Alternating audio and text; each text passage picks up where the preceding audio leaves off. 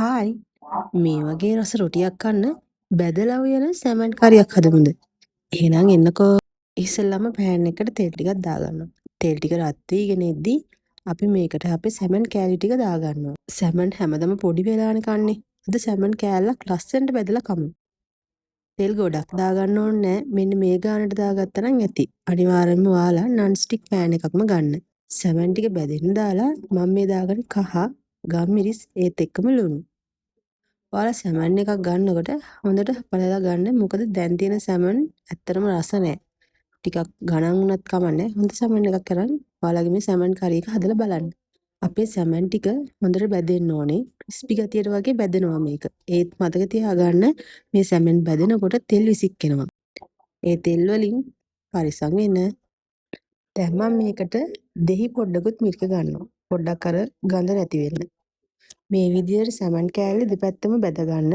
මතක තියාගන්න මේ සැමන් වලින් තෙල් විසික්කෙනවා සැමන් පිපිරෙනවා. පරිස්සමෙන් කරගන්න ඕනේ මගේ යාළුවෝ ටික හරිද?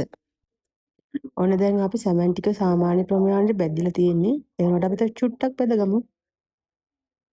ඔන්න අපේ සැමන් ටික දැන් ගානටම බැදිලා තියෙන්නේ. මේක නම් නිකන් වුණත් කන්න පුළුවන් හරිද? මාරම රසයි. ඒ වුණාට මගදී නවත්තන්න බෑනේ දැම්ම හදලා කමු. දැන් මම මේ දාගන්නේ ඉඟුරුයි සුදු ලුණුයි. මේ ටික හොඳට බැදිලා සුවඳක් එනවා කියලා වැඩක් නැහැ.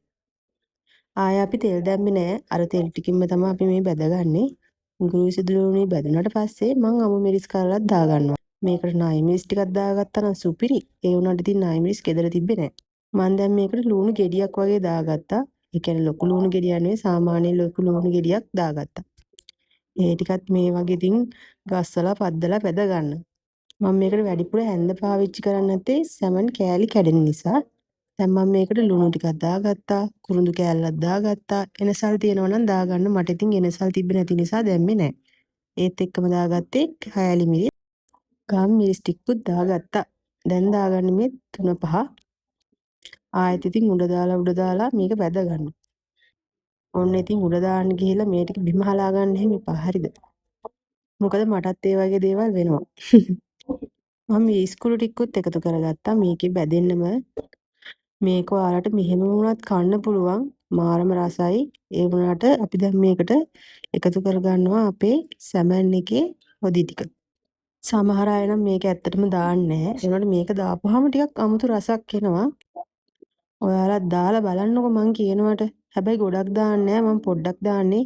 මේ සැමන් හොදි ටිකට මිරිසුයි තුන පාටකුයි මං එකතු කරනවා. ඒ ටික ඔක්කොම එකතු කරලා අනේ හැඳි ගන්න නම් යන්න එපා. දැන් මේක මෙන්න මේ විදිහට පැත්තකින් කලවම් කරන්න මේ සැමන් කෑලි කැඩෙන්නේ නැති විදිහට. ඊළඟට පුංචිම පුංචි වෙලාවක් මේක වහලා තියන්න. ඒක ලස්සනට හිඳිලා තියෙනවා. මෙන්න මේ වගේ. කොහොමද සැමන් කරිය? කටට කෙලවුනනවනේ. මේකත් එක්ක බත්, පාන්, රොටි ඕනම දෙයක් කන්න පුළුවන්. හැමදාම දිය වෙච්ච සැමන් හොද්ද නේද ඔයාලා කන්නේ? කෑල්ලක් කවදාවත් කන්නේ නැහනේ. ඔන්න මේ විදිහට හදලා බලන්න. ලස්සනට සැමන් කෑල්ල කැඩෙන්නේ නැතුව නියමටම තියෙනවා. එහෙනම් ගිහින් එන්නම්. බයි.